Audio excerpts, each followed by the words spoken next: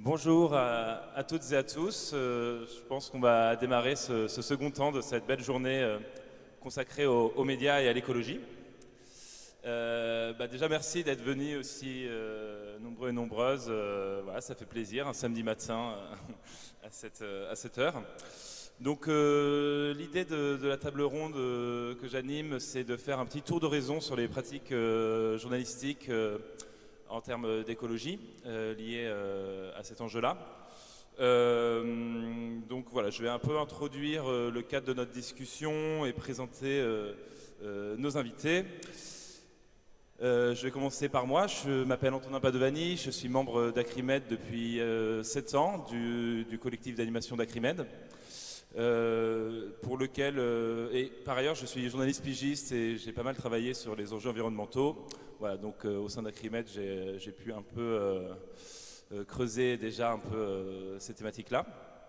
Et donc voilà, on va commencer. Donc aujourd'hui,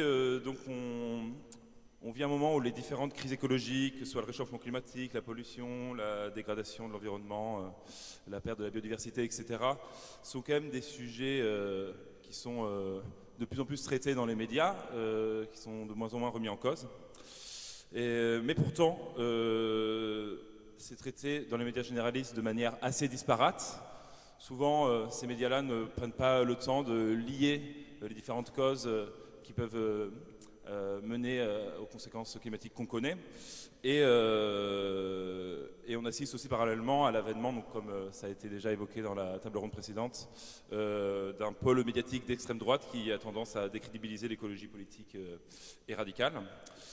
Donc nous, dans cette table ronde, on va se demander un peu, quelles sont aujourd'hui les pratiques journalistes qui existent et comment les journalistes dans les grandes rédactions traitent ces sujets.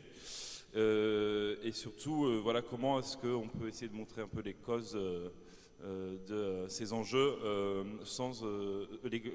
montrer les conséquences, pardon, sans en invisibiliser les causes. Et donc pour ça, on va questionner un peu les marges de manœuvre qu'il peut avoir dans les rédactions et pour les journalistes au sein de celle-ci.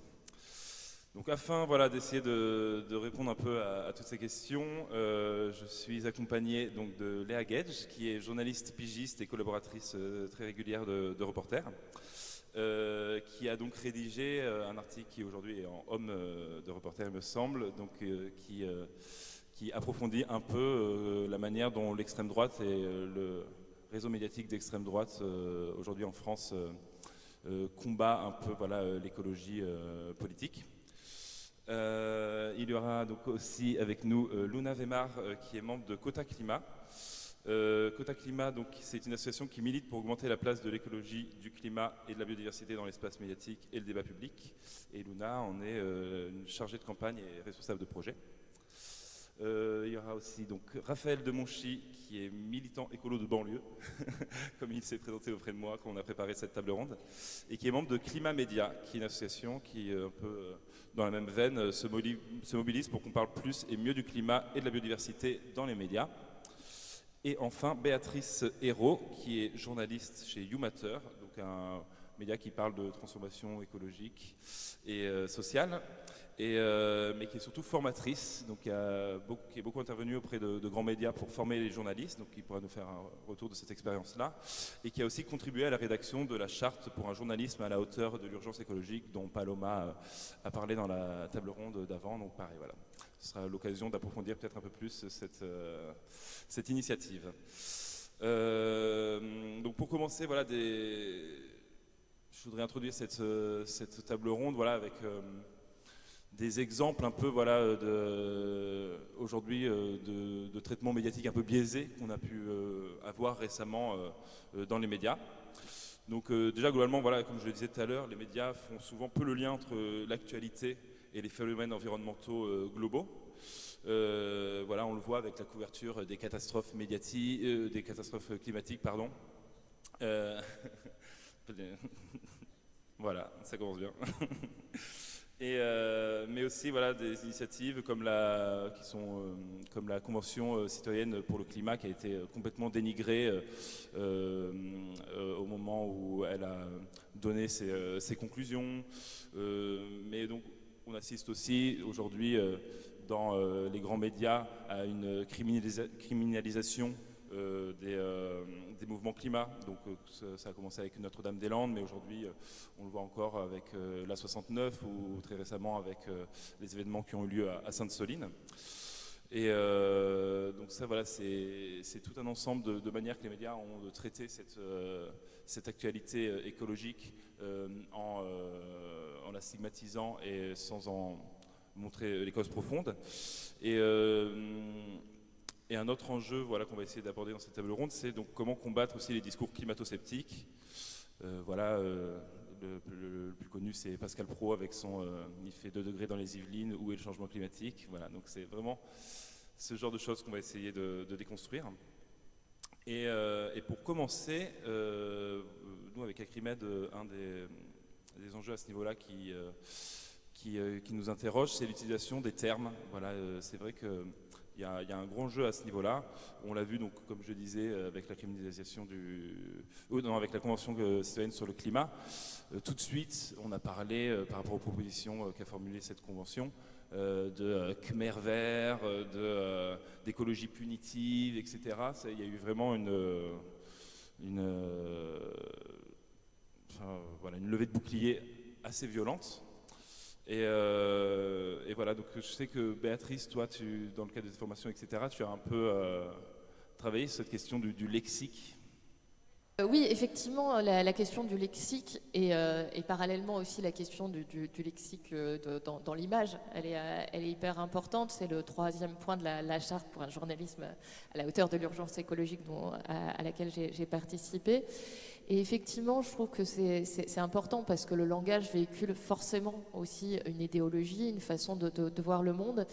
Et ça a été important aussi, rien que dans la rédaction de la charte. Je me souviens, au départ, on se demandait si on allait parler de journalisme et climat. Là, par exemple, aujourd'hui, c'est médias et climat. Mais en fait, de quoi on veut parler? C'est de médias et d'écologie. Mais climat, c'est forcément ce qui est le plus aujourd'hui percutant. Tout le monde parle de climat. C'est plus référencé aussi sur Internet. C'est hyper important pour les journalistes, notamment les médias en ligne. Et en fait, on s'est posé la question de savoir qu'est-ce qui serait le mieux. Est-ce qu'il fallait utiliser climat, écologie, environnement? Et on s'est dit, en tout cas, on a fini par se conclure sur l'écologie parce qu'on avait envie de donner cette vision systémique qui est vraiment véhiculée par l'écologie. Et c'était aussi la vision politique peut-être derrière de la charte qu'on avait. Mais c'est vrai que dans le vocabulaire qu'on utilise aujourd'hui pour parler d'environnement dans les médias, on voit qu'il y a un glissement aussi sémantique du côté de l'économie. Alors c'est aussi mon prisme, hein. Je travaille sur les questions d'écologie sous le prisme économique depuis 15 ans, donc je commence à comprendre un peu comment ça fonctionne. Et c'est vrai que, par exemple, pour parler de population de poissons, hein, des bancs de poissons, on va parler de stock halieutique souvent. Du stock halieutique. Enfin, déjà, il faut que les gens comprennent. C'est pas forcément évident. Et puis, ça nous met quand même aussi très en retrait par rapport aux vivants. On parle donc d'une vision très utilitariste de la nature. C'est vraiment quelque chose, d'une ressource et pas quelque chose dont on fait partie. Donc, ça pose quand même question par rapport à la façon de raconter l'information. Et ça va être la même chose avec les services écosystémiques, etc. Mais c'est vrai que, par exemple, moi, en tant que journaliste économique, quand je parle à des personnes qui sont dans les entreprises, quelque part, je peux leur parler d'extraction du vivant, d'un rythme effréné de l'extinction de la biodiversité aujourd'hui, ça ne percute pas. Et puis tout d'un coup, je leur parle de problèmes d'approvisionnement. De problèmes de réputation, de problèmes juridiques, de coûts. Alors là, ça y est, tout d'un coup, il y a un éclair, une épiphanie. Mais finalement, la biodiversité, c'est important. Et donc, c'est aussi quelque chose qui est compliqué à travailler en fait au quotidien, de savoir quel vocabulaire on utilise. Y a un autre mot que je trouve assez parlant, c'est le mot de biocarburant, justement. qui véhiculent aussi quelque chose de positif. Et là, on est plutôt dans les questions de greenwashing. C'est la question de comment est-ce qu'on parle aussi de la transition écologique, si elle existe, et on va utiliser des mots effectivement qui ont une connotation positive. Biocarburant, bah oui, c'est donc de l'éthanol fait à partir de betterave, mais c'est aussi du diesel fait à partir d'huile de palme. En fait, est-ce que c'est si sain? Est-ce que c'est si chouette? Bah non, parce que ça rentre en concurrence avec les cultures, ça provoque des expulsions de population, et donc est-ce qu'on ne ferait pas mieux quand même de parler d'agrocarburant? Est-ce que ce ne serait pas plus juste? Voilà. Enfin, c'est aussi ce genre de choses dont on parle au sein des rédactions pour essayer de parler d'autre chose que d'écologie punitive, et aussi de donner envie et de donner à comprendre vraiment ce qu'il y a derrière ces mots. C'est vrai que tu soulèves un point, donc comment aussi les rédactions par rapport au prisme de l'économie, et prendre plutôt une forme de capitalisme vert, etc. C'est vrai aussi que cette question de comment on définit les crises écologiques, les termes qu'on emploie, c'est souvent assez flou. En fait, on mélange beaucoup la pollution, le réchauffement climatique, etc., sans jamais vraiment arriver à lier tout ça. Luna, toi, c'est quelque chose que vous avez pu observer avec Quota Climat, par exemple? La confusion entre les termes utilisés. C'est ça. Comment est-ce qu'on arrive à définir vraiment les enjeux qu'on veut traiter sur l'écologie dans les médias? Aujourd'hui, nous, on fait un travail de veille à peu près quotidien, Quota Climat, sur l'ensemble du spectre médiatique. On se rend compte qu'on a encore un lexique assez généralisateur, ou alors un peu biaisé. Enfin, j'y reviendrai, mais je trouve ça super intéressant ton propos sur le cadrage du lexique et comment ça évoque beaucoup d'intérêts économiques, mais on ne parle pas des leviers sociaux et écologiques. Aujourd'hui, nous, on se rend compte qu'il y a plusieurs écueils dans lesquels les médias tombent quand ils parlent d'écologie. Premièrement, on a une carence de quantitative, donc on en parle très peu. Aujourd'hui, on mesure avec un observatoire des médias sur l'écologie qu'on a fondé avec un consortium qu'aujourd'hui, l'écologie stagne autour de 5% du temps d'antenne dans les médias. Pour vous donner un ordre de grandeur, à la pic du crise du Covid, c'était 75% du temps d'antenne. L'idée de ce chiffre, c'est parce que la crise du Covid, c'était conjoncturel, l'écologie, c'est structurel. Mais l'idée de cet ordre de grandeur, c'est de dire, à partir du moment où les médias veulent mettre un sujet sur l'agenda, ils le peuvent, et ça devient un sujet prioritaire dans le débat public, dans le débat politique. Donc ça, c'est la première chose, la quantité. La qualité, ensuite, on y vient, il y a le lexique, il y a les visuels qu'on utilise qui sont souvent très angoissants, paralysants, notamment pour les conséquences, les événements climatiques extrêmes. Il y a les experts qu'on invite sur les plateaux. Disons, il y a moins de chercheurs que d'éditorialistes. Il y a une confusion qui est rapidement faite entre faits et opinions. Aujourd'hui, on se rend compte qu'il y a aussi un problème de transversalité. C'est-à-dire qu'on cantonne énormément les sujets écologiques à la rubrique environnement. C'est-à-dire qu'on les dépolitise, on les ramène souvent à l'angle scientifique et du coup on les dépriorise. On a l'impression que c'est un débat réservé à des chercheurs ou à une communauté académique, alors qu'en fait il y a plein d'autres leviers sociaux, politiques, démocratiques sur lesquels on doit et on peut jouer. Et la quatrième carence que nous on observe, c'est la dissonance. Donc la dissonance entre, les contenus éditoriaux entre eux, c'est-à-dire dans un journal on peut avoir par exemple un article sur l'importance de réduire le déficit et du coup d'enlever encore du budget à la transition écologique, et puis ensuite un article sur les conséquences de l'ouragan. Et alors on se rend compte avec déjà il y a un fossé parce qu'on se rend compte qu'on a moins d'argent et qu'on a plus de problèmes, et ensuite on est de nouveau angoissé. L'objectif c'est quand même de dépasser cette peur paralysante. Et ensuite il y a la dissonance entre les contenus éditoriaux et les contenus publicitaires, c'est-à-dire, comme vous l'avez sûrement déjà vu à la télé, une pub pour un SUV et ensuite un débat sur l'écotaxe pour ou contre, avec des experts de l'ADEME qui vous diront que c'est super important, mais vous avez été incité à acheter un super véhicule très polluant avant. Donc voilà, nous c'est les 4 piliers principaux qu'on identifie. Et pas qu'à la télé, hein. Je me souviens d'une enquête d'arrêt sur image il y a quelques années qui pointait dans les pages Planète du Monde des annonces pour des 4x4, etc. Donc c'est vraiment un phénomène qui est un peu généralisé, cette confusion qu'il peut y avoir entre contenu publicitaire et rédactionnel. Un des leviers sur lesquels jouer. Et il y a deux choses que j'ajouterais peut-être pour compléter. Il y a donc en fait, on dépolitise, mais à travers plein de manières. Premièrement, on cantonne aux scientifiques, donc comme je le disais avant. Ensuite, il y a une stratégie, entre guillemets, parce que parfois elle est organisée, parfois elle ne l'est pas, mais de décrédibilisation des messagers, c'est-à-dire notamment les mouvements environnementaux. Alors ça, c'est facile, hein, on invalide le messager, et donc il ne fait plus partie du débat, il est du coup catégorisé comme trop militant. Et à ce moment-là, on rentre dans une problématique qu'on voit aux États-Unis, c'est-à-dire que l'écologie devient une problématique identitaire, où on n'arrive plus à parler, le débat est trop polarisé. C'est quelque chose contre lequel on se bat énormément et on a mis des choses en place. J'espère qu'on aura l'occasion d'en parler après. Et ensuite, je l'ai déjà mentionné, mais donc ce côté impuissant, le nombre de reportages. Aujourd'hui, cette semaine par exemple, il y a eu des reportages sur les PFAS qu'on retrouve dans l'eau du robinet. Et l'enquête de France Inter, qui fait d'ailleurs un travail d'investigation, donc c'est déjà énorme, mais l'enquête nous parle des conséquences sur notre santé, avec un chercheur qui relativise par rapport au risque cancérigène du tabac d'ailleurs. Et puis on ne nous donne pas les causes ni les solutions. Du coup, nous on a des gens qui nous disent on ne peut plus boire l'eau du robinet, on ne peut plus boire l'eau des bouteilles en plastique. Comment on fait? Et du coup on est tous sur notre chaise en nous disant mince, mais qu'est-ce que je vais boire? Je vais pas boire du coca toute la journée. Donc bref, tout ça pour vous dire que c'est différentes couches qui ensuite dépolitisent et finissent par déprioriser.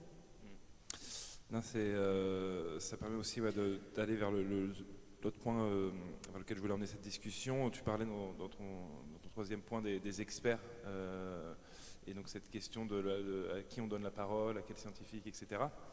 Et à contre-courant de la prise de conscience généralisée dont je parlais dans mon introduction, on voit qu'il y a de plus en plus de discours climato-sceptiques dans les médias, et notamment dans les médias d'extrême droite. Donc là je vais me tourner vers Léa, donc, qui a effectivement pour reporter creusé un peu cette question-là, et dans ton article, au-delà du climato-scepticisme, j'imagine que la plupart des gens savent ce que c'est les personnes qui relativisent en gros les causes et les effets du réchauffement climatique sur les crises écologiques. Et toi, tu parles carrément de climato-déni. Voilà, est-ce que tu peux nous expliquer un peu ce basculement que tu as pu observer, et quelle place ça prend aujourd'hui dans la sphère médiatique? En fait, le terme climato-scepticisme, il renvoie directement à l'idée qu'il serait dans la vraie science, puisqu'il serait sceptique. La science, c'est douter, la science, c'est remettre en question ce qu'on a cru savoir à un moment donné, consulter des experts ou des chercheurs qui vont avoir différentes positions et finir par en faire un consensus scientifique, mais en doutant. Et en fait, donc, ils se donnent par ce terme-là aussi, ça leur permet quand même de rester dans le raisonnable, dans le rationnel, dans c'est nous la vraie science. C'est un terme qu'on retrouve dans les médias d'extrême droite comme Valeurs Actuelles, qui vont dire d'un côté la vraie science, d'un côté la science religieuse, la science totalitaire, la science des écologistes de gauche, on va le dire, qui eux en fait ont une foi infinie dans le GIEC, qui est en fait un cartel de recherche qui en fait balance des choses comme ça sans douter. C'est-à-dire qu'on ne doute plus. De notre côté, nous, on ne douterait plus. Et ce mot de climato-scepticisme, il permet aux climato-dénialistes de se présenter comme des climato-réalistes. C'est-à-dire, nous, on est dans la rationalité. On doute. Le climato-déni, en fait, pour moi, c'est pas que ça évolue. C'est juste que c'est un meilleur terme pour décrire ce qui se passe, ce qui est dit. C'est pas du scepticisme. C'est vraiment de la remise en cause, voire je ne sais pas comment expliquer ce mot, mais c'est vraiment de la remise en cause du consensus scientifique. C'est-à-dire qu'on a des milliers d'articles scientifiques qui ont été compilés, qui ont été réfléchis, qui ont donné lieu à des conclusions, qui elles-mêmes sont mesurées, c'est-à-dire avec une proportion de doute, en fait, qui est inclus dans ces résultats-là, mais eux nient en fait la crédibilité de ces recherches-là. C'est ça que j'appelle du déni, c'est-à-dire c'est la négation de la crédibilité scientifique, du processus scientifique lui-même, tout en disant non mais le processus scientifique c'est nous qui l'avons, nous doutons. Mais en fait le doute a déjà été inscrit dans le processus scientifique qui a été élaboré pour arriver à des conclusions avec une proportion justement de doute. Et pour rebondir avec la fin de l'intervention de Luna aussi, tu dis que ces discours-là, donc voilà, qui se développent, on connaît donc dans la sphère médiatique, notamment de Bolloré sur CNews, mais aussi voilà, Paloma, dans la table ronde précédente, ils en parlaient aussi sur, et je crois que Paloma, voilà, Moritz sur Blas va faire une vidéo là-dessus sur les réseaux sociaux, etc. Mais toi tu disais que ça alimente un climato-discrédit, c'est ça? Non. Alors c'est plus un écolo-discrédit. Mais je pense au micro. Oui, pardon. L'écolo-discrédit, pardon. C'est un écolo-discrédit. En fait, pour moi, c'est pas que ça alimente, c'est deux choses qui se développent en parallèle. Et c'est comme les climato-dénis, aujourd'hui, ils relèvent plus du positionnement affiché classique de l'extrême droite, des médias d'extrême droite, qui est de dire nous sommes contre la doxa, nous laissons la liberté de ton, ce qui est quand même assez ironique quand on sait à qui détient ces médias-là, c'est-à-dire qu'ils revendiquent énormément de liberté de ton, mais en même temps, leur liberté de ton est quand même très très cantonnée à ce que ça soit quand même dans le cadre idéologique de Bolloré et consorts. Donc l'idée de dire, de répéter à l'envi nous sommes libres, elle se traduit par cette invitation d'experts qui sont jamais invités nulle part, parce qu'en fait ils sont ostracisés par la doxa, mais en réalité vous ne le savez pas, mais c'est eux qui ont la vraie science. Et donc il y a vraiment cette idée-là de dire nous sommes dans la liberté de ton et nous donnons la parole à ceux que vous n'entendez pas ailleurs. Donc ça, c'est ce qui nourrit le climato-déni. L'écolo-discrédit, pour moi, de ce que j'ai observé, parce que je me suis fait violence, je me suis abonnée à Valeurs Actuelles, j'ai regardé Sud Radio pendant des heures, je me suis abonnée à Causeur, j'ai regardé CNews pendant des heures, vraiment. Je pourrais vous en dire beaucoup à midi, on pourra déjeuner ensemble et en discuter, mais c'était assez intense. Mais l'écolo-discrédit, en fait, il a ça de particulier qu'il se développe du fait que justement les médias d'extrême droite eux-mêmes, dans une partie de leur temps d'antenne et d'écriture, ne peuvent plus se permettre de nier la réalité. Donc, comme ils ne peuvent plus se permettre de nier la réalité, c'est ce que tu disais, ils sont un peu obligés d'aller vers taper sur le messager, en fait. Taper sur le messager, ça veut dire quoi? Alors, je vais vous lire, je ne sais pas si c'est sympa à faire, mais c'est assez savoureux et voilà, Elisabeth Lévy elle est super bonne là-dedans et on peut quand même lui rendre ça qu'elle dit des choses très rigolotes. Par exemple, pour elle, les militants, c'est des tubercules en Bermuda qui occupent d'immenses ZAD insalubres. Les journalistes comme Paloma Moritz, que vous avez écouté tout à l'heure, pour elle, ils se muent en menaçants perroquets logoréiques, qui est un mot très intéressant, j'aime bien. Ils ont tous gobé la propagande du GIEC. Et ce qui est rigolo, c'est qu'en fait, ça permet à cette dame, par exemple à Elisabeth Lévy, cette éditorialiste, donc qui n'est pas journaliste, mais qui est bien éditorialiste, ça lui permet en fait de poursuivre dans cette même idée que nous ne faisons pas avoir par la doxa, et en même temps qu'elle dit à chacun de ses articles qui dénonce, qui fait de l'écolo-discrédit en fait, en même temps qu'elle écrit ses articles, elle écrit toujours à Causeur, au risque de vous surprendre, nous ne nions pas le changement climatique. Et en même temps, elle dit que les tubercules en Bermuda gobent tout ce que dit le GIEC. Et qui dit qu'il y a un changement climatique et qu'il est d'origine humaine, c'est le GIEC. Donc en fait, il y a une espèce de boucle infinie et un peu contradictoire en fait. Et l'écolo-discrédit permet de maintenir cette idée, pour moi, de nous sommes la liberté d'expression, tout en étant sous la coupe de milliardaires. Et en particulier, l'écologie fait l'objet de cette évolution vers le discrédit du messager. C'est très intéressant et merci d'avoir rendu hommage au travail d'Elisabeth Lévy. Voilà, je pense que ce sera la première surprise à être de cette manière à cette table ronde, parce qu'on l'a pas loupé avec Acrimed depuis quelques années. Mais ça me permet d'aller donc cette notion d'écolo-discrédit qui est très intéressante. Voilà, donc la manière dont effectivement le système médiatique va tout de suite aller dénigrer les paroles en faisant des paroles politiques, etc. Alors qu'on sait tous qu'il y a une urgence climatique qui est scientifique, quoi. Et je sais que Raphaël, tu me parlais, quand on a préparé ce rendez-vous d'une observation que vous avez faite avec Clément Média sur le traitement médiatique récemment de la lutte contre l'autoroute A69 dans le Tarn, donc près de Toulouse. Voilà, vous avez observé aussi pas mal de JT. Bravo à tous et à toutes pour votre engagement à aller que ce soit sur ces news. Voilà. Chez Climat Média, on est vachement moins téméraire. On traîne que sur les JT, TF1, France 2, M6, en gros, Arte. C'est exceptionnel qu'on aille en territoire ennemi. Et d'ailleurs, je précise cette distinction entre les gros JT mainstream, on va dire, versus les chaînes du groupe Bolloré, par exemple. C'est un choix délibéré. Il y a encore 15 millions de personnes qui regardent les JT tous les soirs sur les sur les principales chaînes. Donc je ne sais pas quelle est la porosité entre ces spectateurs-là et ces news, etc. C'est difficile à savoir. Mais toujours est-il que l'information très généraliste, elle passe aussi encore beaucoup par les JT, aussi étonnant qu'on puisse le croire.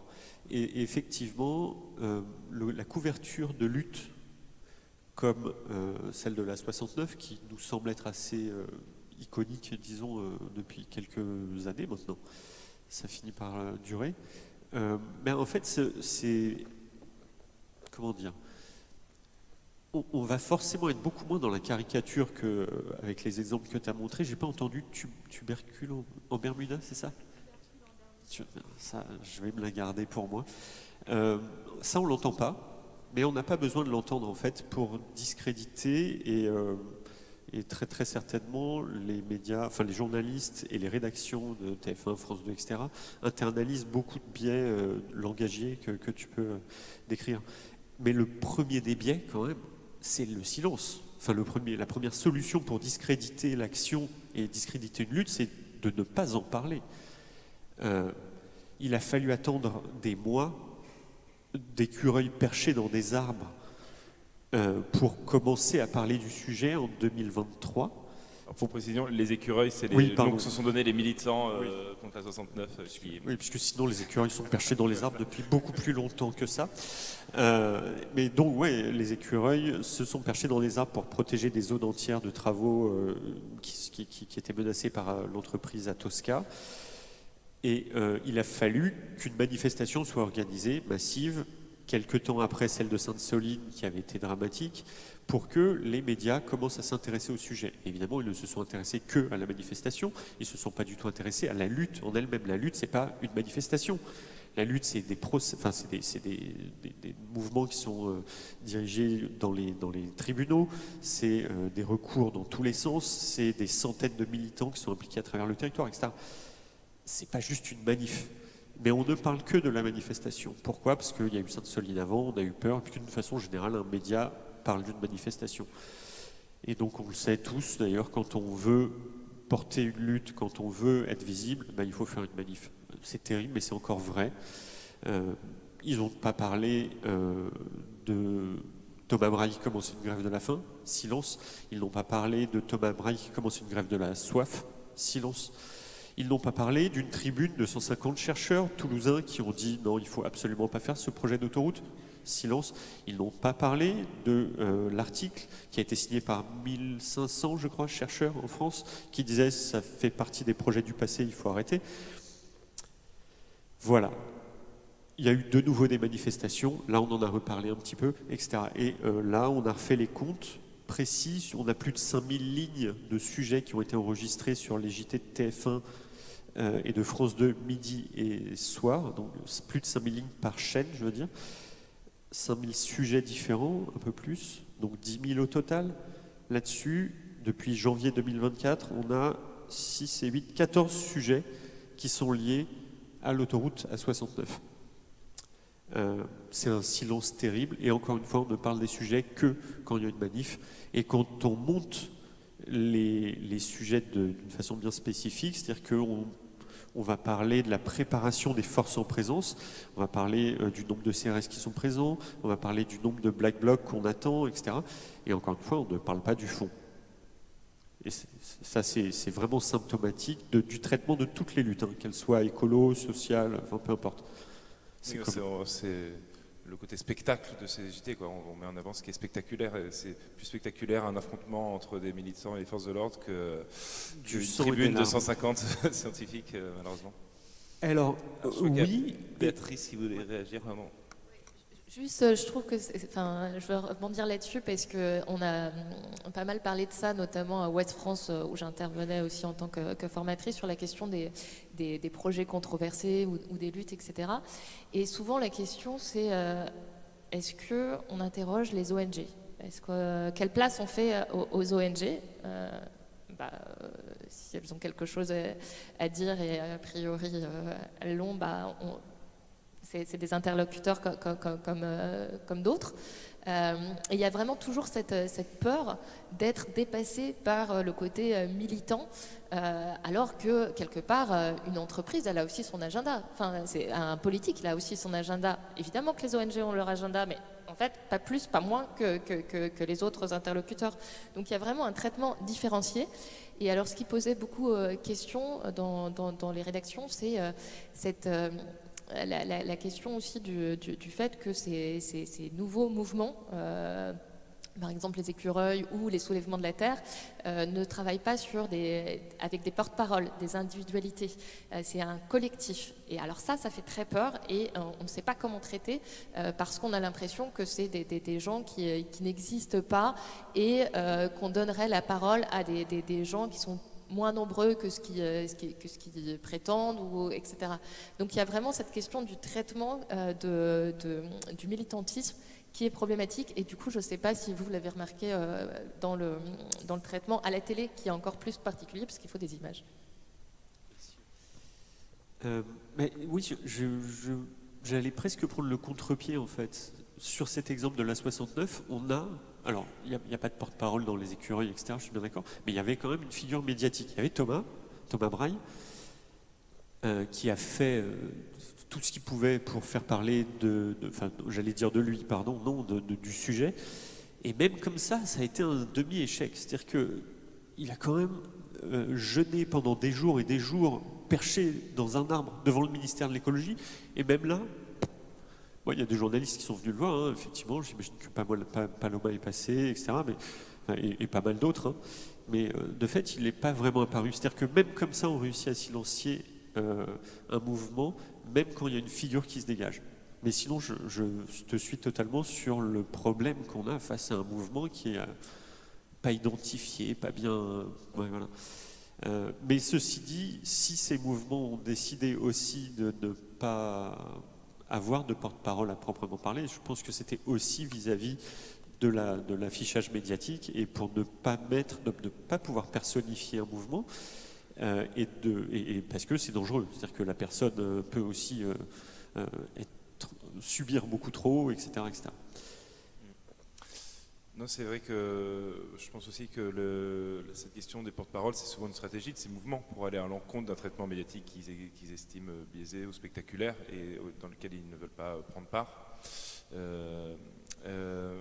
Voilà, donc en parlant de stratégie, je vais basculer un peu sur la seconde partie de notre discussion. Si je peux me permettre, j'avais envie de réagir aussi sur le langage dont tu parlais. Il y a un truc qui m'a heurté, je dois être encore beaucoup trop naïf, malgré les heures et les heures de JT que j'ai bouffé, mais j'ai été heurté l'autre jour par un biais raciste totalement innocent, je pense. Je ne considère pas que le journaliste qui a fait ça est fondamentalement raciste. Et en fait, je vous raconte l'anecdote en 2 secondes, c'était juste après la nomination du gouvernement et France 2 fait un micro-trottoir. Parmi 1000 autres sujets sur ce gouvernement, France 2 fait un micro-trottoir dans un marché, évidemment, pour savoir ce qu'attendent les Français du nouveau gouvernement. Et donc, il y a pas mal de gens qui sont interviewés et il y a un gars, si je le croise, je l'embrasse, qui prend la parole pour dire il y a des problèmes dans les hôpitaux, aux urgences, et blabla, il faudrait améliorer ça. Et je me souviens plus précisément de la formulation. Il dit il faudrait que les Français, qu'il y ait un meilleur sentiment de sécurité. Alors là, moi déjà, j'ai le poil qui se hérisse parce que j'ai subi le discours de Sarkozy pendant longtemps. que les Français aient un meilleur sentiment de sécurité par rapport au service public. Et là, d'un coup, génial. On parle du sentiment de sécurité pour parler de service public, c'est révolutionnaire. Bon, et puis ça s'arrête là. Et le journaliste utilise en voix off ce mot sécurité pour embrayer sur, évidemment, le vrai sentiment de sécurité. Est-ce que j'ai peur dans la rue? Et là arrive le racisme latent, dégueulasse, qui est les Français, voilà, le sentiment de sécurité, vrai sujet. 70% des Français réclament une rupture dans la politique d'immigration. Il n'y a pas de transition. C'est du racisme pur et simple. Il n'y a rien qui justifiait le lien entre la sécurité et l'immigration. Voilà. Et là, typiquement, il y a des réflexes, des liens immédiats qui, pour moi, sont vraiment limite langagiers uniquement. Je ne pense pas qu'il y a d'idées racistes. Enfin, de fait, ça en cultive une, etc. Et elle est profondément ancrée. Mais c'est d'abord dans les mots. Et le journaliste qui monte son sujet, il entend sécurité, et ben il enchaîne avec immigration. Oui, et c'est la même chose avec les questions écologiques, en fait. On parle lutte, on pense manif, etc. Ce que je voulais dire, oui, c'est ça, c'est que il y a quand même... Ouais, pardon, excuse-moi, je crois que Léa, tu voulais réagir. Oui, c'était juste par rapport à ces propos, on disait climato-déni, donc on a expliqué pourquoi on parle plutôt de climato-déni aujourd'hui. En fait, pourquoi on parle des médias d'extrême droite? C'est-à-dire qu'il y a des experts, donc ces experts qui sont soi-disant ostracisés par la doxa dominante, etc. Ils vont venir sur ces plateaux-là. Et en fait, ce qui est vraiment intéressant, c'est que, et c'est pour ça que l'ARCOM a sanctionné CNews et Sud Radio il y a quelques mois. En fait, ce qui est intéressant, c'est que c'est la manière, ce qui nous intéresse dans comment les médias d'extrême droite se positionnent, c'est la manière dont ils les reçoivent. C'est-à-dire, on parlait de ce journaliste, comment il reçoit la parole, etc. Il y a cette absence de contradiction, mais je pense que c'est pas le plus important, en fait. Le plus important, c'est la manière complaisante dont ils sont reçus et le message caché qui est derrière cette complaisance. C'est-à-dire quand Pascal Praud va recevoir un climato-dénialiste, en fait, il va pas le recevoir, il va le recevoir en disant on vous entend nulle part, ce livre que vous avez écrit qui est extrêmement intéressant. Alors là, vraiment, je l'ai lu avec beaucoup d'intérêt. Et en fait, l'autre positionnement qui vient après, pendant l'interview, et qui est un peu une manière de se protéger, parce qu'on sait que Pascal Praud, par exemple, en ce moment, se sait observer, il n'arrête pas de dire « pensez à moi »,« l'ARCOM nous écoute », etc. En fait, l'autre positionnement qu'il va utiliser, ça va être de dire... Bon, vous dites ça, mais attendez, parce que si vous dites ça, on va nous tomber dessus. Bon, et certains vont dire que, même si, bon, oui, effectivement, vous avez vraiment la manière de valider le propos, mais sans avoir l'air de le valider, en fait. Il y a une validation du propos permanente, avec une espèce de complicité insidieuse qu'il tente d'instaurer avec l'auditeur ou le spectateur ou la spectatrice, en disant... Non mais, rassurez-vous, je pense toujours ce que je pense, mais je fais genre pour l'ARCOM que en fait je contredis, quoi. Donc je pense qu'il y a ça qui est très très important, c'est la manière de recevoir, la manière dont ces animateurs et ces éditorialistes, ces chroniqueurs reçoivent. Et pourquoi c'est important aussi, c'est qu'il y a un projet derrière. Dans cette stratégie de la réception de cette parole-là, quand l'ILDJ fait l'ILDJ, alors pardon, l'Institut libre de journalistes qui alimentent de journalistes les médias d'autant plus libres qui sont donc propriété de milliardaires, puisque principalement les journalistes qui sortent de cette école vont à ces news, à Valeurs Actuelles, etc. En fait, le directeur de cette école dit quelque chose de très intéressant. Il dit « On a gagné la bataille avec les chroniqueurs », c'est-à-dire aujourd'hui, majoritairement, l'opinion qui est diffusée par les éditorialistes et chroniqueurs sur les chaînes d'infos, c'est la nôtre, c'est l'extrême droite. Mais on aura vraiment gagné la guerre culturelle quand ce seront les journalistes qui interrogent ces chroniqueurs qui seront issus de notre école. Et donc c'est super important, quand on parle de la manière dont on parle d'écologie, de se poser la question de qui interroge ces experts, qui traitent les sujets dont on parle.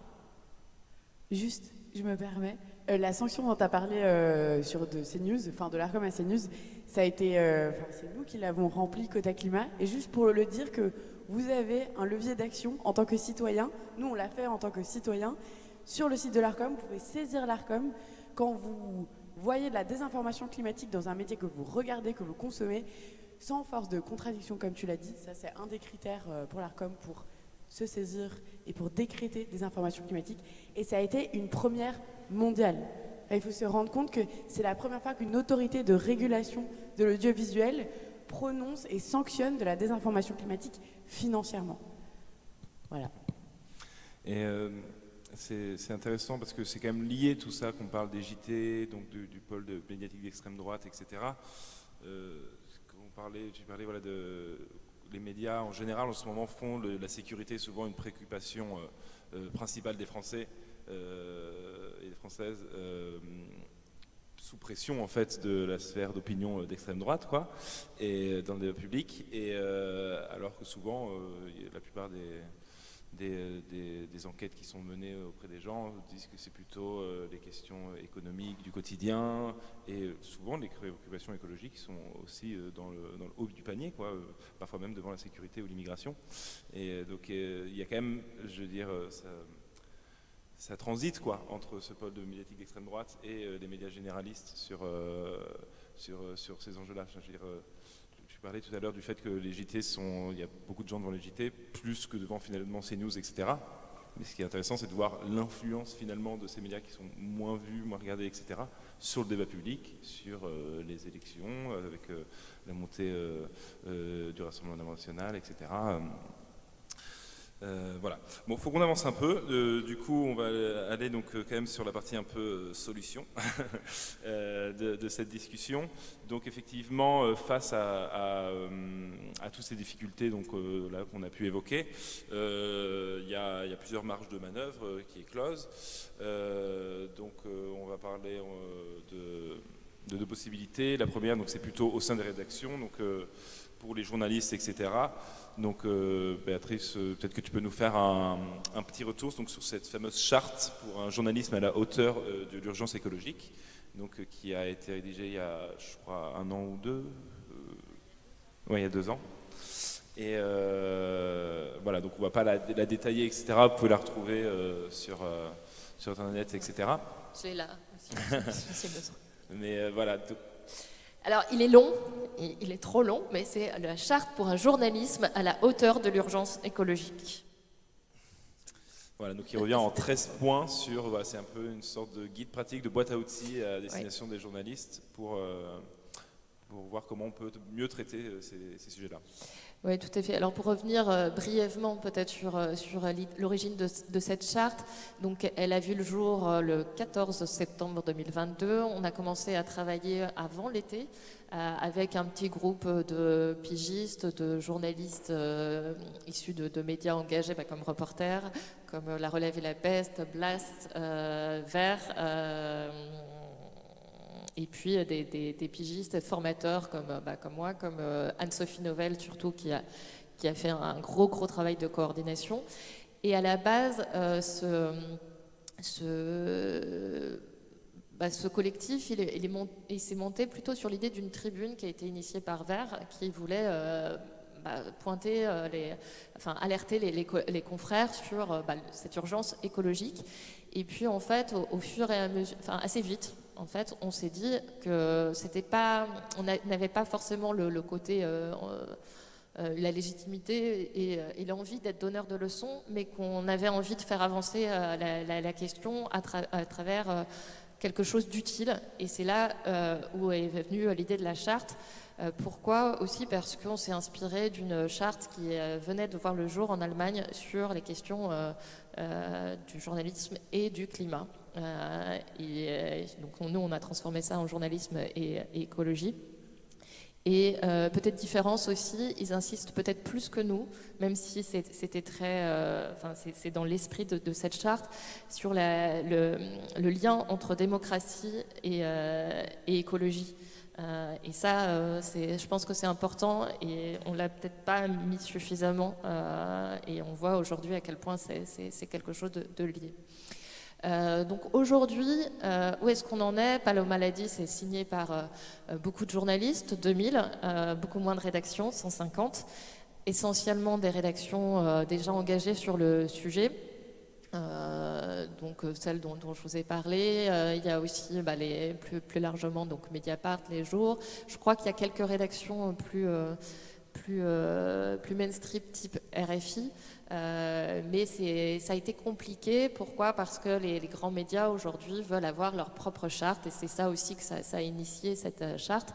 C'est que d'autres médias type Le Monde, type Radio France, type Ouest France ont élaboré leur charte, souvent très inspirée de la charte qu'on a créée, avec des petites choses en moins, notamment sur le point 10, qui est le point qui est le modèle économique, et donc le fait de porter attention à d'où viennent les financements.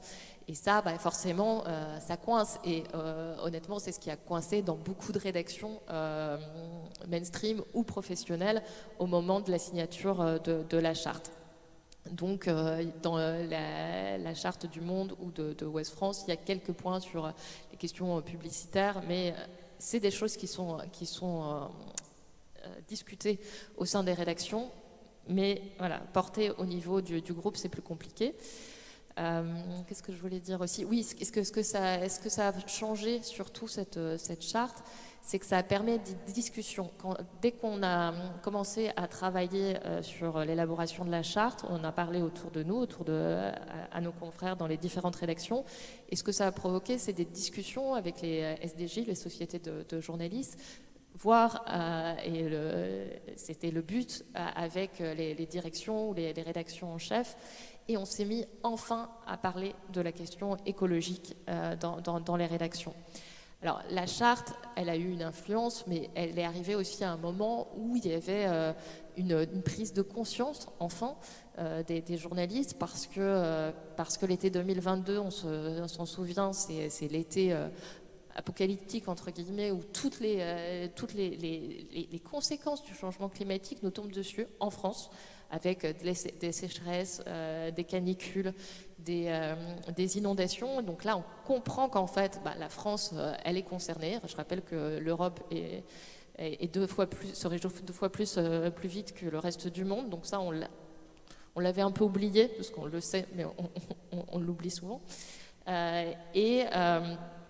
Et puis, ça arrive aussi après le Covid, où les rédactions se sont quand même posé des questions sur la question de comment est-ce qu'on traite ces questions scientifiques et le manque de background scientifique de la part des journalistes. Et ce que ça a entraîné de positif, je pense, c'est aussi les formations. Il y a beaucoup de journaux qui se sont posé la question de comment est-ce qu'on fait pour mieux traiter ces questions d'écologie dans nos rédactions. Et ce qui est venu assez vite, c'était on n'est pas formé. On n'est pas formé parce que dans les écoles de journalisme, certaines quand même commencent à le prendre en compte, mais la plupart aujourd'hui encore en parlent finalement assez peu. Donc on n'est pas formé à ces questions en tant que journaliste. Et donc là, il y a eu un certain engouement, notamment dans la presse locale, que je dois saluer parce que je pense qu'il y a quand même pas mal de journaux, Le Progrès, Ouest France, notamment Sud-Ouest, qui ont voulu former quasiment, pour Ouest France par exemple, l'ensemble de leur rédaction, avec les rédacs-chefs. Ce qui n'est pas toujours le cas, ce qui est même rarement le cas, et franchement, si on ne forme pas les rédacs-chefs, ça ne marchera pas. Là où j'ai un bémol, c'est que depuis quelques mois, on s'aperçoit que le contexte politique pèse quand même sur ces questions de formation, et que ça baisse un peu. On me disait que les journaux préféraient aujourd'hui former leurs journalistes à l'IA. Très bien, mais enfin bon, il y a peut-être aussi une urgence écologique qui est plus importante. Et puis il y a eu effectivement ce qu'on se disait avec Antonin, peut-être aussi déjà aussi le contexte conjoncturel du sport avec les JO qui a peut-être qui a peut-être occulté la question climatique. Mais je pense qu'il y a un backlash qu'il faut pas nier et dont il va falloir vraiment, sur lequel il va falloir apporter toute notre vigilance, parce que aujourd'hui, du côté des politiques, du côté même économique, on parle moins de climat, on parle moins d'écologie, on parle encore moins de biodiversité. C'est difficile, mais c'est encore le cas.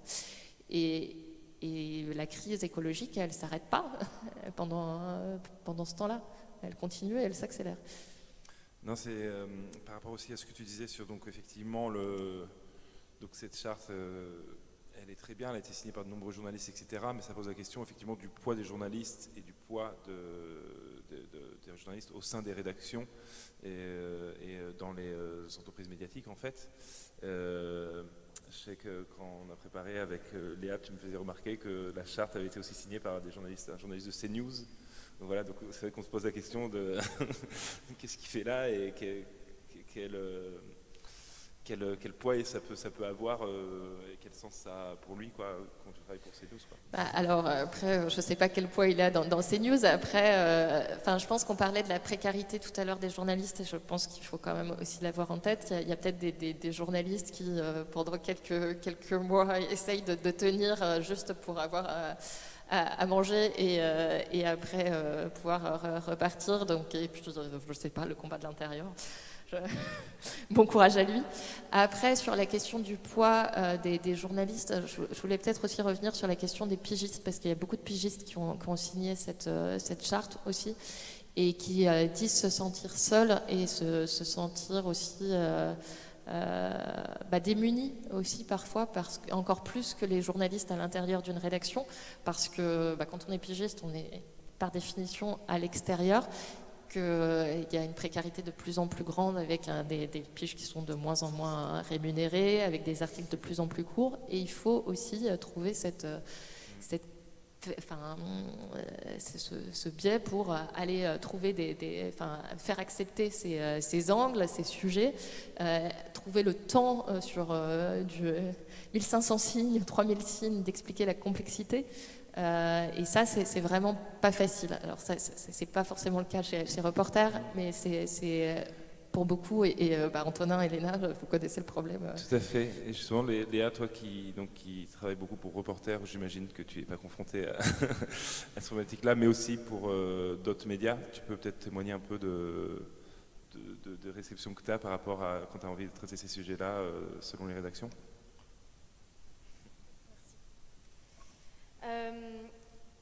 Oui, je pense que ça révèle l'idée que en fait, toutes ces questions du traitement médiatique de l'écologie est vraiment une question structurelle. C'est pas qu'une question.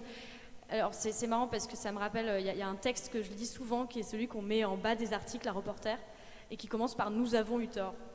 Et je trouve que c'est vraiment un texte hyper parlant et que je vais vous lire juste deux, trois extraits.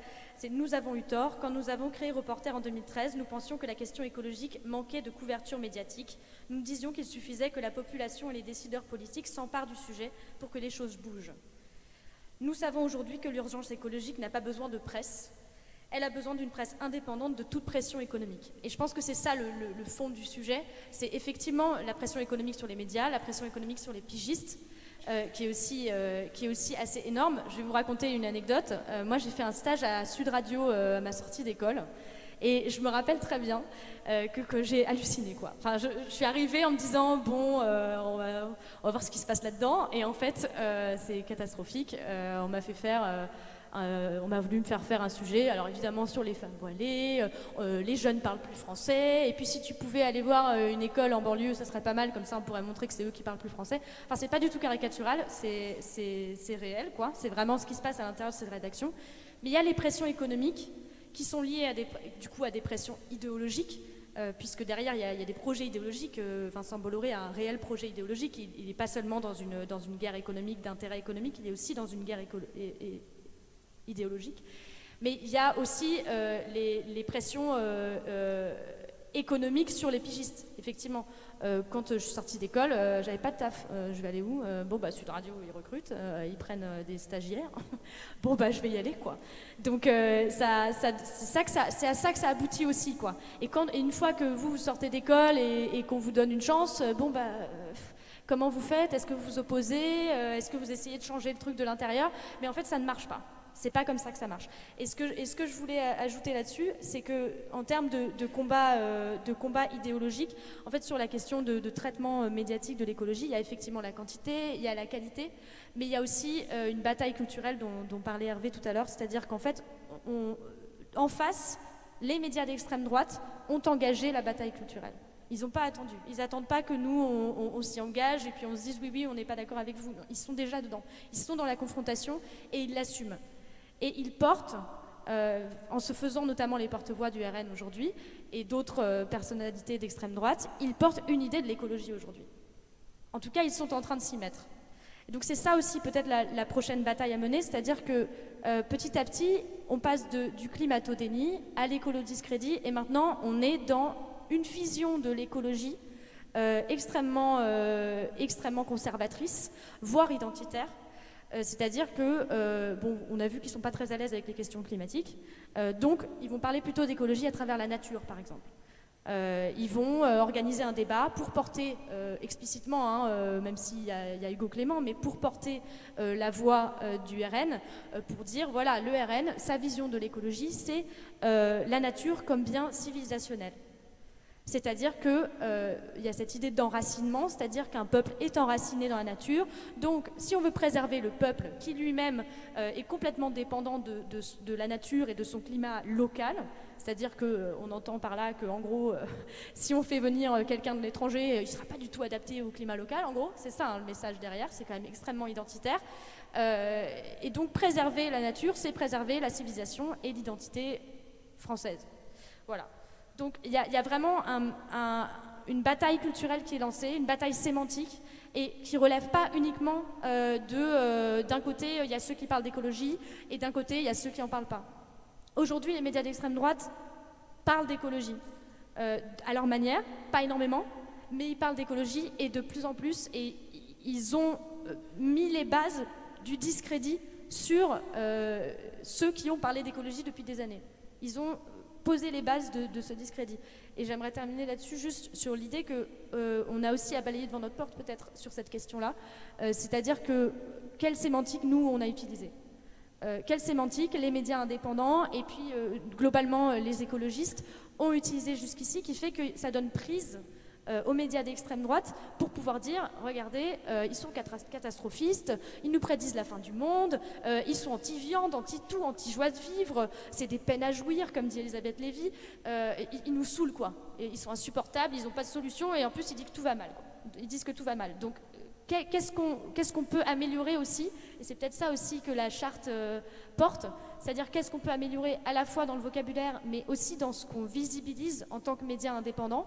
À Reporter, il y a une rubrique alternative que je vous invite à aller voir, et qui donne un peu d'espoir, et je pense que autant les médias indépendants qui visibilisent ces alternatives que les luttes aussi qui sont visibilisées par ces médias indépendants portent des alternatives, mais qui doivent peut-être encore trouver leur ancrage positif, leur désirabilité pour l'avenir aussi. Oui, c'est vrai qu'il y a la question de la sobriété, par exemple, je pense qu'elle est assez marquante sur les termes du vocabulaire qui donne quelque chose de l'ordre du moins, quand on nous a toujours dit que le toujours plus, c'était mieux.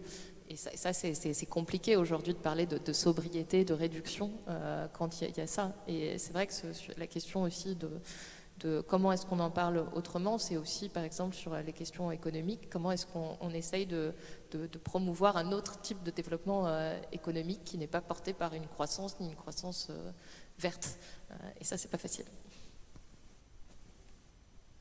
Pour revenir sur le début de ton intervention, Léa, c'est vrai que tu mets le point sur ce qui, nous, est le cœur du travail d'Acrimed, c'est-à-dire une critique systémique des médias en général, et je pense qu'on est d'accord pour dire que voilà, sous plein de dimensions, donc que ce soit la dimension des propriétaires des médias, du financement des médias, de l'hégémonie du libéralisme dans les lignes éditoriales, etc. Voilà, donc c'est des choses qu'on critique de manière constante avec Acrimed et qui sont transversales pour plein de sujets, que ce soit aussi, comme l'exemple de Raphaël le montrait tout à l'heure, sur les enjeux de racisme ou d'extrême droitisation du débat public.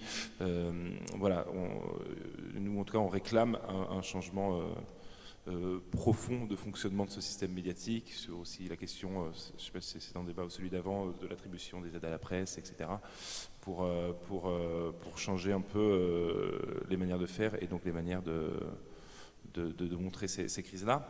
Et ça permet d'aller donc sur le dernier point de notre discussion, et après on prendra un petit temps d'échange avec vous avant d'aller manger. C'est donc voilà, qu'est-ce qu'on peut faire au niveau un peu réglementaire. Voilà, donc là on a 2 personnes, donc que ce soit Quota Climat ou Climat Média, qui ont un peu vocation à essayer, au-delà au sein des rédactions et du travail des journalistes, voir comment est-ce qu'on peut essayer d'influencer ces thématiques-là dans les médias à un autre niveau. Donc peut-être que tu peux détailler un peu où vous en êtes, est-ce que vous portez concrètement avec Quota Climat, Luna, à ce niveau-là? Avec plaisir. Donc Quota Climat, on a un répertoire d'actions qui est assez diversifié, et de nouveau avec cette idée qu'il faut adopter une approche systémique. Donc il y a l'interpellation la veille dont je vous parlais, il y a l'observatoire des médias sur l'écologie pour objectiver le constat dont on parlait avant, et puis il y a l'axe réglementaire. Donc on a travaillé avec des journalistes, avec des députés, un groupe transpartisan des députés à l'Assemblée nationale, à un projet de loi pour encadrer la qualité de l'information environnementale dans les médias. Aujourd'hui, les médias audiovisuels, surtout. Alors pourquoi l'axe réglementaire? Parce qu'on nous la pose souvent et je pense que c'est important de prendre le temps de clarifier. Premièrement, parce que malgré qu'il y a, disons, une désinformation climatique assez massive sur les médias d'extrême droite, on a des problématiques aussi qu'on voit sur les médias traditionnels. Enfin, j'ai plusieurs exemples. Antoine Bueno était sur France Inter cette semaine et conteste l'idée qu'il y a une limite dans les ressources planétaires et qu'on peut toujours aller dans une dynamique de croissance sans contradiction. Cette semaine, on a eu aussi dans un JT un cadrage extrêmement problématique d'une étude de l'ADEME, bref, sur la fiscalité, et en fait, et qui déforme le propos et le rend fallacieux. Tout ça pour dire qu'on a des écarts aussi dans les médias traditionnels. On a des médias qui font énormément de pas et d'efforts. Il y a eu un momentum aussi grâce à la charte. Mais le problème, c'est que du coup, on a un écart qui se creuse et un risque, comme je disais, de polarisation. Donc l'objectif, c'est d'uniformiser un cadre qui permet à tous de reconnaître l'urgence écologique comme une priorité éditoriale, disons-le comme ça. Le grand volet de la proposition de loi, c'est pas de brider la liberté d'expression ou la liberté éditoriale. Ça, on veut la sauvegarder. Nous, on est citoyens à tout prix. C'est le plus important. Mais c'est de doter l'ARCOM, donc une autorité de régulation indépendante, d'un vrai mandat, de vraies compétences pour réguler la qualité de l'information environnementale. Donc ce ne sera pas dans les mains ni d'un gouvernement, ni d'une cour de justice. L'objectif n'est pas de dire aux journalistes comment parler d'environnement, mais juste de s'assurer qu'on en parle sur l'état des connaissances scientifiques et que sur un plateau, on n'ait plus le droit de contredire, disons, le consensus établi par le GIEC. Voilà, ça c'est le projet de proposition de loi. Elle va être déposée à l'Assemblée fin de l'année. Donc j'espère qu'on aura le temps de voir cette débat dans l'hémicycle courant de l'année prochaine. Et si je peux me permettre, je vais parler juste du 3e levier, donc l'observatoire. En fait, pourquoi il est important aujourd'hui? Aujourd'hui, on a très peu de données sur la quantité ou la manière dont les médias parlent d'écologie. Et donc, souvent, ce qu'on nous rétorque, c'est « Ah, mais vous rigolez, on parle tout le temps d'écologie » ou « On en parle... » On a toujours cet oncle au dîner de Noël qui nous dira qu'on en parle trop, qu'on en parle partout. En fait, aujourd'hui, quand on a la donnée, on est capable de dire « Non, en fait, c'est pas du tout le cas. C'est en dessous des 5%. » Il y a des sujets qui ont un effet loupe. Aujourd'hui, en France, c'est l'énergie. La manière dont on en parle, c'est-à-dire cause, conséquence, solution, c'est les causes qui remportent le grand trophée. C'est-à-dire que quand on parle des zoonoses ou de l'érosion de la biodiversité, on nous dit en quoi ça va être problématique, mais on ne nous dit pas pourquoi, on ne nous dit pas comment on va y remédier. Donc il y a tout un cadrage qui est problématique et sur lequel il faut vraiment avoir des données pour dire aujourd'hui c'est un problème, pourquoi c'est un problème et comment on le dépasse avec une action ciblée du coup. Sur le volet réglementaire, c'est à peu près tout, sinon on agit au niveau européen et international, mais on va déjà s'inspirer et essayer de porter notre voix au niveau national, ce sera pas mal. Et toi, Raphaël, je sais que aussi vous avez intervenu auprès aussi du Conseil de déontologie, donc avec une instance un peu... Oui, je te oui. laisse... Le CDJM, donc Conseil déontologique, ça c'est un peu marginal. C'est un autre organe qu'on peut, et que je vous invite d'ailleurs à alerter quand vous tombez sur quelque chose qui vous heurte. Mais ça a beaucoup moins de poids que l'ARCOM, en fait, parce que c'est plus ou moins reconnu dans la profession journalistique. Enfin, c'est un petit peu débattu.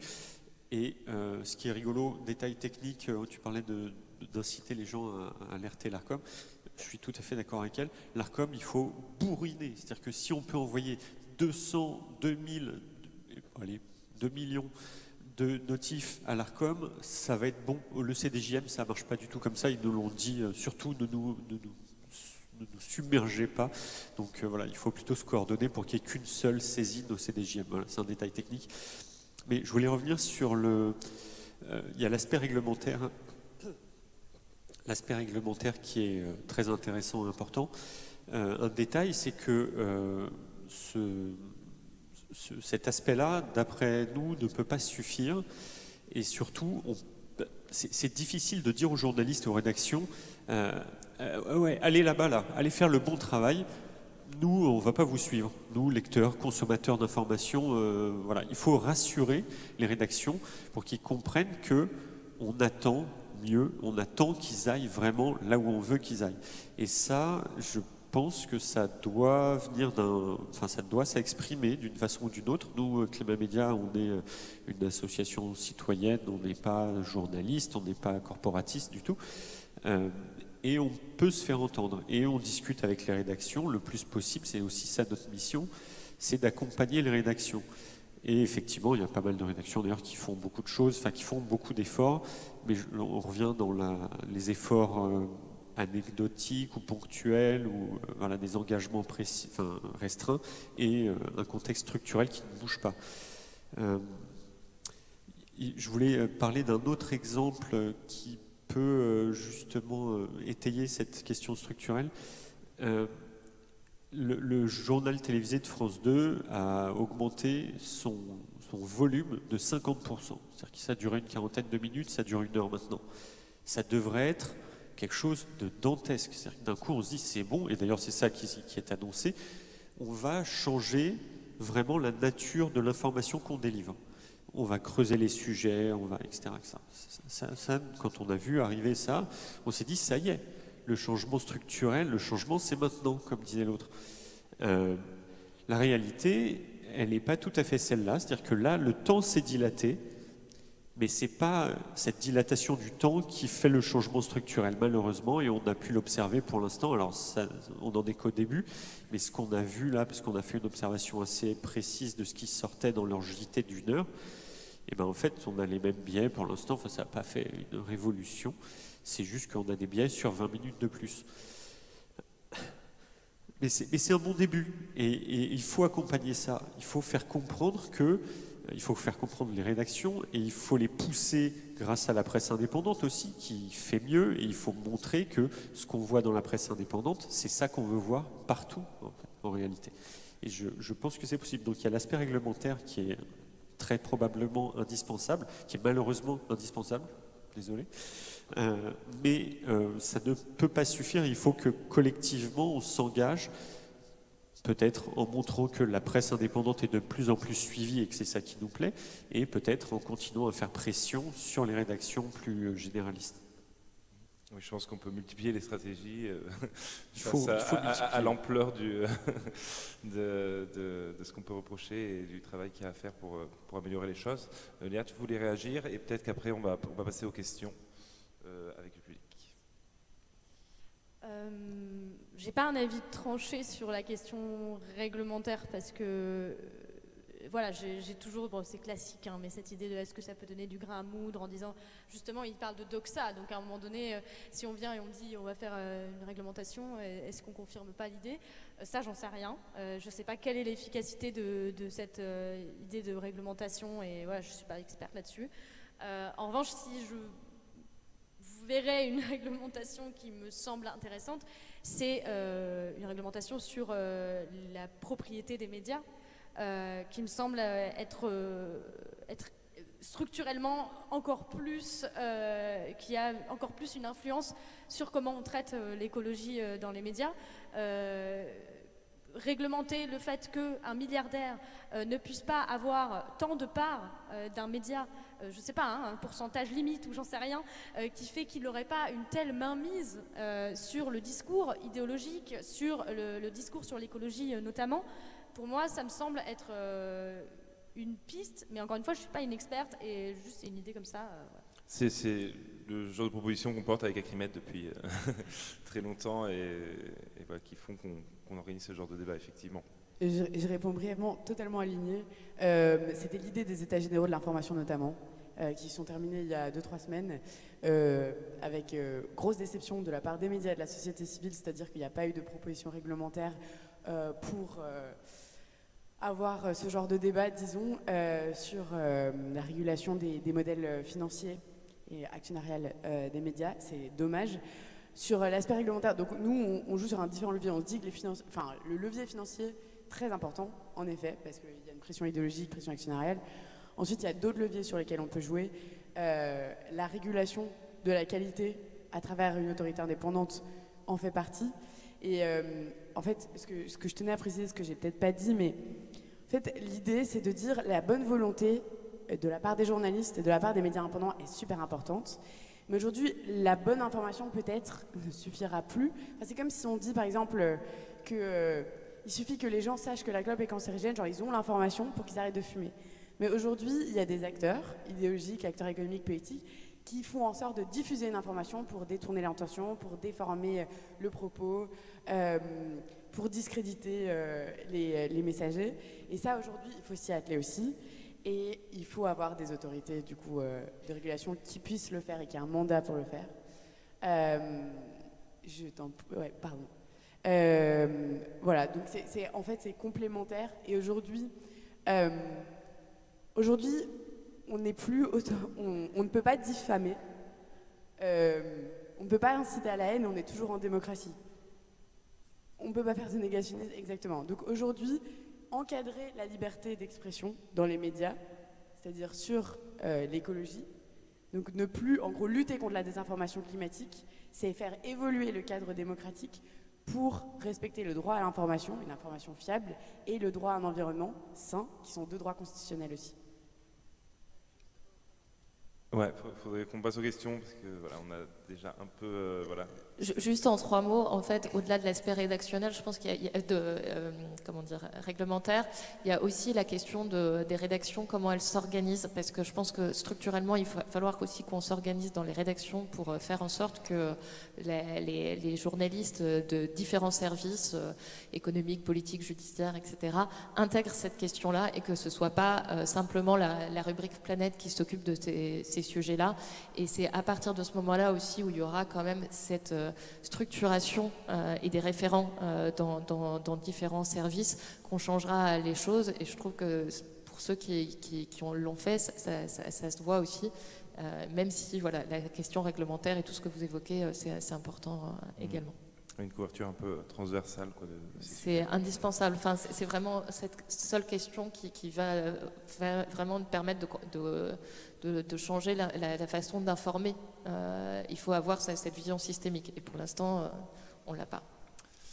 Très bien. Merci en tout cas donc, pour toutes ces belles perspectives qu'on a pu montrer là pendant 1h10. Donc voilà, donc on est un peu en retard. Et si on veut avoir le temps de manger avant de reprendre à 14h, on va quand même s'accorder un petit temps de questions. Je vois beaucoup de mains levées. Je pense qu'on a tous bien compris que vous êtes anticapitalistes. Je pense qu'on est tous anticapitalistes ici. C'est le mot qui est à la mode depuis quelques années chez les bobos parisiens. Mais c'est un mot aujourd'hui qui ne veut rien dire, qui est complètement vidé de sa substance.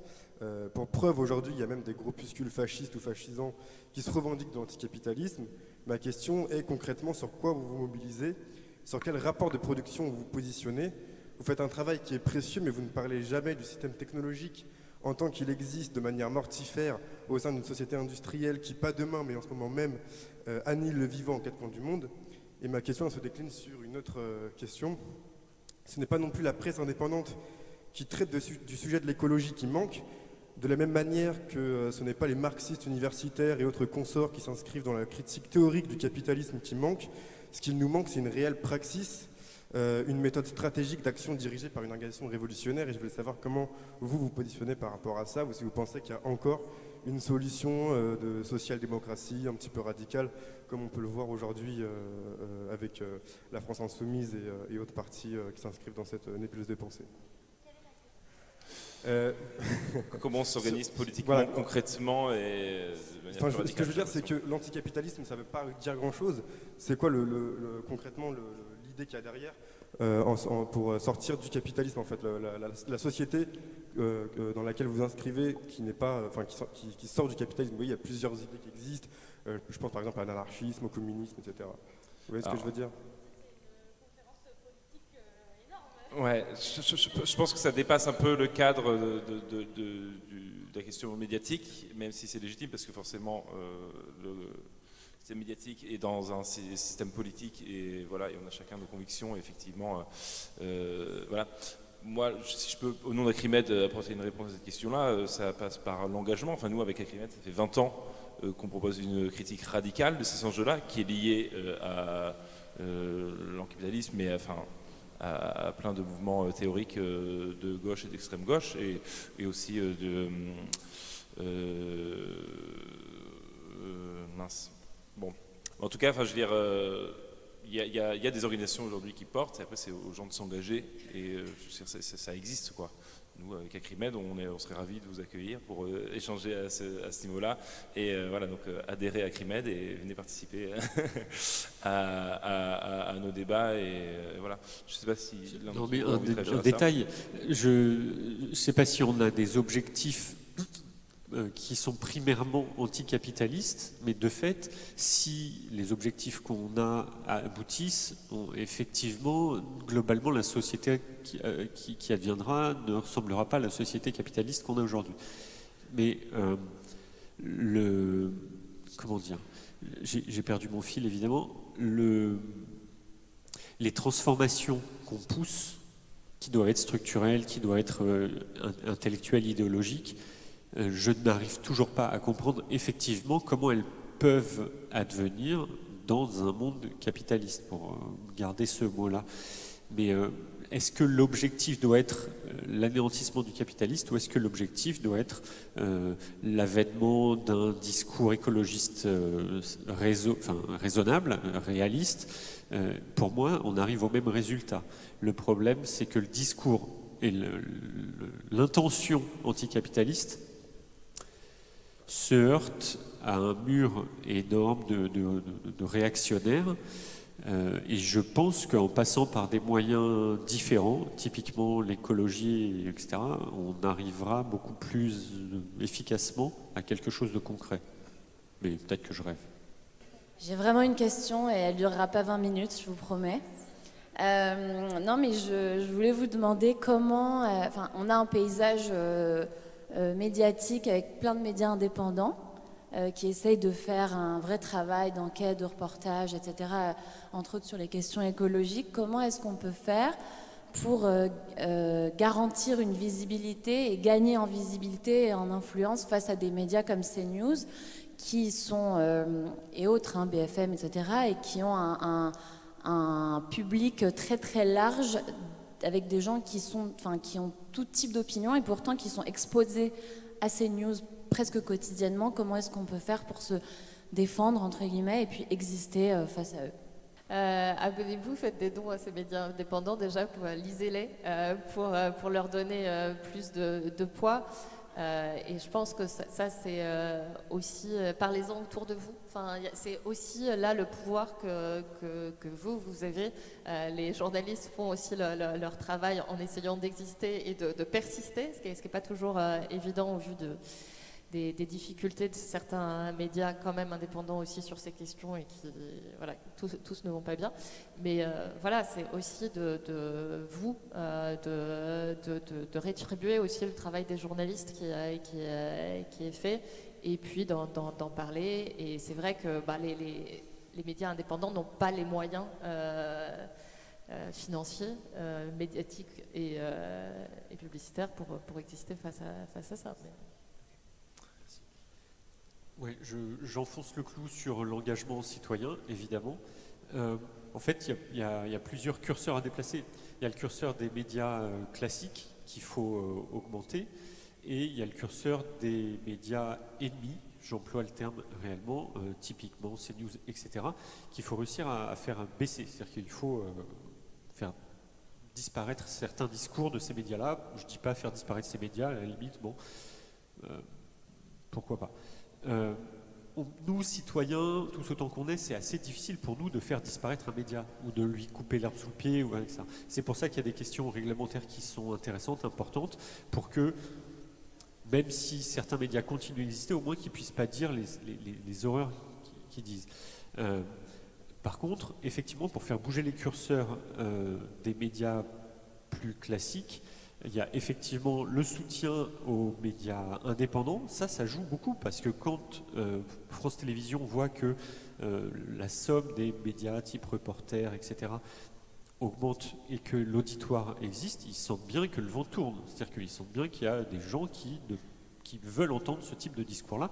Et ça peut faire bouger les choses dans les rédactions. Et puis, pour faire bouger les choses dans les rédactions, il y a des associations qui existent et qui sont constituées de clampins comme vous et moi et qui peuvent apporter des petites pierres à l'édifice. Et on n'a pas dit un truc tout à l'heure au sujet de l'Observatoire. Ce consortium qui s'est créé pour créer vraiment un outil d'objectivation de la parole écologique. À la base, c'est quand même une structure qui s'est montée avec quelques punks un petit peu organisés quand même, mais globalement des citoyens qui ne sont absolument pas des journalistes, etc., qui ne sont absolument pas du métier. Et cette structure-là, elle existe maintenant, elle est financée par l'ADEME et aussi, elle a été, rejointe par l'ARCOM. C'est-à-dire que l'ARCOM fait maintenant partie de cet élan-là pour créer un outil d'observation. Donc, les curseurs, ils peuvent se déplacer, y compris avec nous, et ça avance, quoi. Enfin, avec vous. L'Observatoire sera dévoilé le 7 novembre au Théâtre de la Concorde. C'est un événement public, vous êtes tous les bienvenus. Bien sûr. Si je peux juste compléter, moi j'appuie tout ce qui a été dit, mais c'est vrai que nous on a tendance à dire il ne faut pas mettre trop de responsabilités, enfin, il y en a marre, mais la responsabilité que sur les citoyens, qu'il faut jouer sur les leviers structurels, et comme tu as dit, avoir une réglementation qui permette autant sur le modèle actionnarial et financier des médias que sur la qualité et l'intégrité de l'information qu'on a sur les plateaux pour au moins sanctionner ceux qui s'en écartent. Effectivement, je suis d'accord sur le fait qu'il ne faut pas mettre tout sur les citoyens. Il y a aussi peut-être, nous, notre rôle aussi en tant que journaliste et en tant que média, c'est de travailler plus sur la coopération aussi entre médias. C'est un des points de la charte et c'est un de ceux qui est le plus difficile à appliquer au dire des journalistes. Donc aussi faire front ensemble, c'est important. Et puis peut-être relayer quelquefois ce que disent les journalistes indépendants au lieu de relayer toujours ce que dit CNews ou les journaux de Bolloré dans les autres médias. Vous voulez dire un dernier mot? Je suis désolé, on va devoir terminer pour pouvoir donc faire la transition après avec cet après-midi. Ça marche? Oui, ça marche. Vous y attendez, je vais dire financer Reporter, donner. C'est un média indépendant, donc allez-y, on a besoin de vous. Reporter reçoit énormément de propositions de piges, donc de journalistes aussi indépendants. Et donc on a besoin de vous pour continuer à faire cette information. Mais ça, c'est un peu une évidence que je vais vous dire ça. Je pense qu'il faudrait rajouter aussi que Noël arrive. Ça va être sympa en famille. Et ça va parfois donner lieu à des discussions. Et on parlait de la responsabilité individuelle. Oui, certes, on ne va pas dire que c'est les citoyens tout seuls qui doivent se débrouiller face à des grands médias financés par des milliardaires. Par contre, visibiliser et avoir conscientisé d'où viennent certaines sémantiques, d'où viennent certains argumentaires, ne pas considérer que c'est complètement neutre quand votre oncle, ou c'est toujours lui qui prend, mais quelqu'un d'autre dans la famille, finalement dit des choses, portent des argumentaires qui vont être considérés comme neutres, une sémantique qui va être considérée comme neutre. Justement, on parlait de rationnel, de raisonnable face à ces écolos complètement fous qui veulent tout interdire. Ne pas forcément rentrer dans une logique de s'engueuler parce que c'est Noël, mais par contre, avoir en tête que ces mots ne sont pas neutres, que les argumentaires ont une origine et que si votre tante ou votre maman ou je ne sais pas qui, votre frère, utilise certains mots, il les a peut-être entendus quelque part, il n'est pas complètement con non plus, mais il les a peut-être entendus quelque part et que ça infuse. Il peut les avoir entendus sur CNews, mais maintenant ça infuse aussi sur BFM, ça infuse sur beaucoup d'autres chaînes. Et ne pas oublier que eux sont dans une logique de confrontation. Donc ça, vraiment, il faut l'avoir en tête. Voilà, c'est pas la peine de rester des bisounours, quoi. On peut pas être des bisounours face à ça. Il y a des personnes il y a des chroniqueurs, des éditorialistes, des milliardaires qui ont un objectif idéologique et des intérêts économiques. Et on ne peut pas rester se dire voilà, comment on va faire, etc. Il faut être dans une logique de confrontation de la même manière que eux le sont et développent une sémantique et des argumentaires pour l'être. Une logique de combat. Voilà, donc j'espère que pendant cette table ronde, vous a donné quelques perspectives et possibilités d'engagement. Vous avez bien compris, voilà, il n'y a pas une manière de faire. Je pense qu'il y a, donc, que ce soit par vos lectures, vos discussions, vos engagements militants, associatifs, politiques, et aussi voilà, par la diffusion des critiques qu'on peut porter tous à notre manière et des initiatives qu'on porte aussi. Voilà, donc merci d'avoir pris le temps de nous écouter. Désolé pour le retard. Voilà.